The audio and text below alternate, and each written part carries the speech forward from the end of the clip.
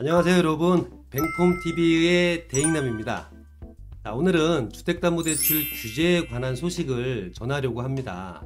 최근 고금리로 인한 가계부채 급증으로 금융당국이 이에 대응하기 위해 주택담보대출 규제를 강화할 예정이라고 하는데요. 이로 인해 내년부터 주택담보대출 확보가 어려워질 것으로 예상되고 있어요. 이에 따른 대출 한도 변화 및 DSR, 즉 총부채 원리금 상환 비율의 변경에 대해 알아보는 시간을 갖도록 하겠습니다. 한 사례를 들어보면 올해 초 서울 강남에서 아파트를 구매하려던 분이 주택담보대출을 받았어요.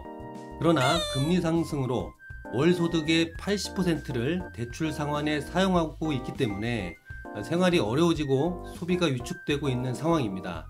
이 문제에 대응하기 위해 금융당국은 내년에 가계대출 상환 능력을 엄격하게 검토할 계획인 것이죠. 고금리로 인한 가계대출 증가로 경제에 부정적인 영향을 막기 위한 대책 중 하나인 것으로 보입니다. 따라서 앞으로는 대출액을 산정할 때 기존 금리 외에도 스트레스 금리를 추가로 고려하게 되는데요. DSR은 대출 원리금 상환액을 연소득으로 나눈 백분율을 나타내는 지표예요. 이때 대출 원리금 상환액에는 스트레스 금리가 추가로 적용될 예정이며, 이는 1.5%에서 3%의 금리를 더해서 계산되는 이른바 스트레스 DSR 방식을 의미하게 됩니다. 특히 변동금리 대출의 경우 혼합형 금리나 고정금리보다 스트레스 금리를 더 높게 적용할 예정이라고 하니 주의가 필요합니다.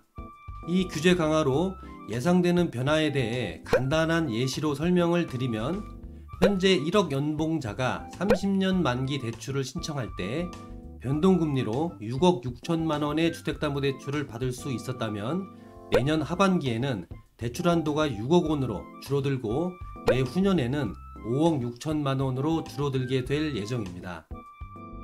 이 규제가 강화되면 대출을 신청하는 차주들은 미래의 채무 불이행이나 어려운 처지에 빠지는 것을 방지하고, 변동형 대출을 이용하는 차주들이 금리가 상승하더라도 규제 수준을 넘는 과도한 채무 부담을 피하는 효과와 더불어 고정금리 대출로 전환하는 유인으로 작동하기 때문에 차주의 대출 건전성 유지에 어느 정도 기여할 것으로 기대가 됩니다. 그러나 당장의 주택 구매나 대출을 계획 중인 분들에게는 부담으로 다가올 수 있는데요. 오히려 대출 위축 현상이 발생할 수 있는 거죠.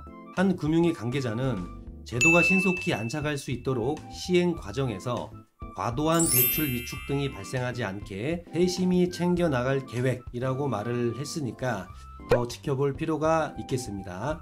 이 규제는 2024년 2월부터 제1금융권의 주택담보대출을 비롯해 6월에는 제2금융권의 신용대출까지 대상을 확대할 예정입니다. 단 대출 한도가 크게 줄어드는 만큼 첫 해인 내년에는 스트레스 금리의 일부만 적용하고 2025년부터 전면 도입하게 되는데요. 다만 신용대출도 1억 원을 초과하면 새 규제의 대상이 되고, 증액 없이 대출을 재약정할 경우도 2025년부터 스트레스 DSR 적용에 대출 한도가 줄어들 수 있다고 합니다.